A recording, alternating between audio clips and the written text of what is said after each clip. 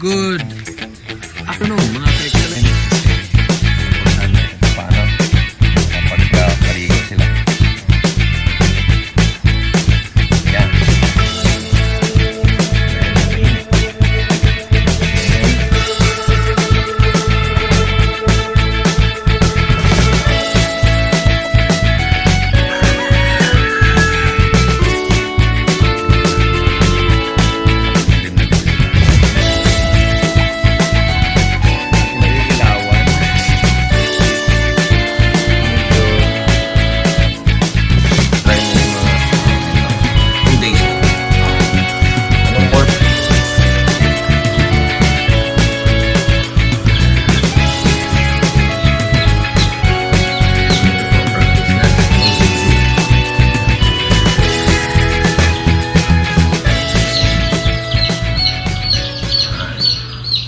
Good afternoon mga ka-excellence. Ito, napakaganda po ng araw na ito dahil napagbigyan tayo at inulan.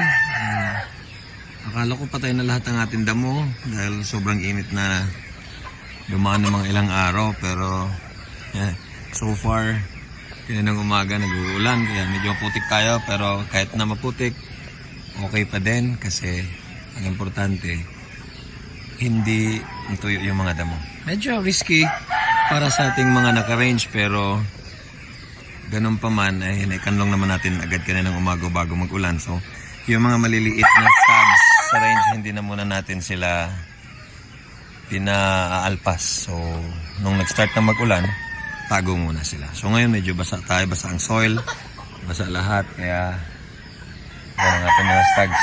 Sarap na sarap yung featherings nila at nabasa. Ito paano nakapagpaligo sila. So yan, sarap ng pahinga nito at may moisture sila kahit paano.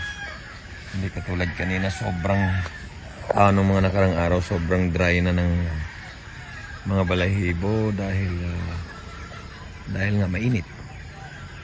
Pero ngayon okay na at maganda yung mga featherings natin, mga brood stags natin. Yan, ito ang ating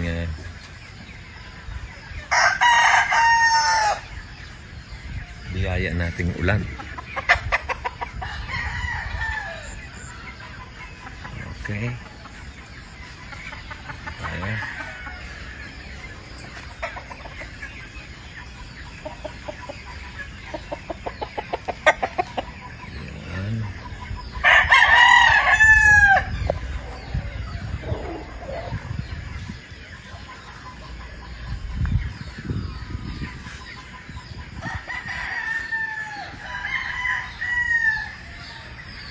Sa part ng taas ay tulog na.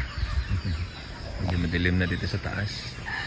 Kaya yung ating breeding area ay may mga ilaw na. Ang purpose po natin dito mga to, kaya excellence is inaano natin yung ating breeding area. Mas maaga po natin silang pinaiilawan para kahit pa paano na-extend natin yung daylight para magkaroon pa sila ng magandang similya sa mating nila. So, mas maraming itlog, mas maganda.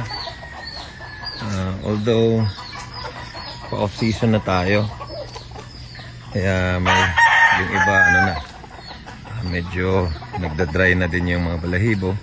So sa isang batch, ang bawat breeding pen tulad niyan, yan po ay mga breeding pens sa loob. Yan. Breeding pens natin yan dyan lahat. At yan, breeding pens. Medyo dry na yung mga featherings, kaya yung mga similya nila hindi na ganong kadami. Pero sa tulong po ng ating breeder aid ay nakakapagpa-similya pa rin tayo until now. Yan. Yan po. Madilim na. Madilim na po ang ating gabi.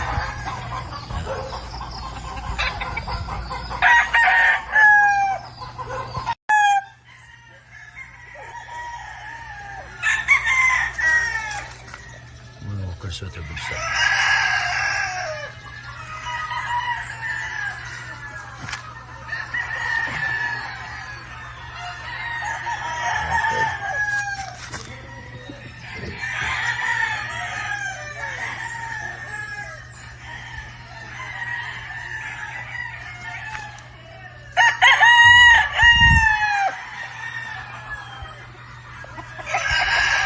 Good afternoon mga ka-excellence. Ito po ang ating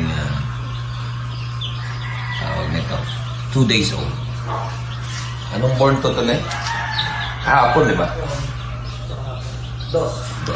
So ito yung 2 days old. So March 2 born.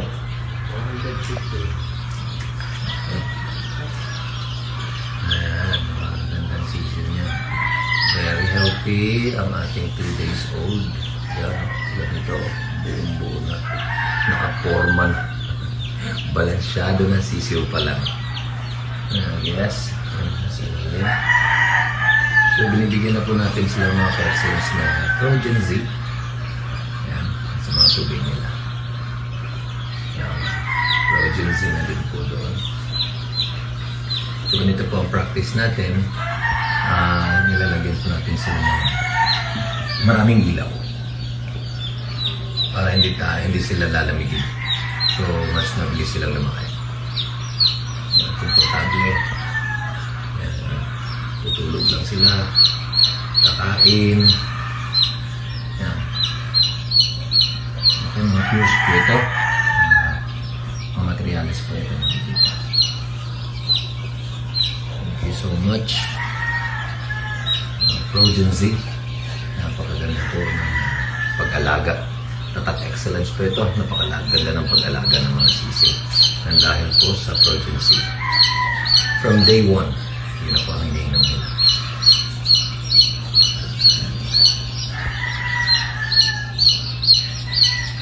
Kung mapapansin yung mga sisig ito, alam mo mga malalaki na. Pero 2 araw pa lang po. Excellence po ito.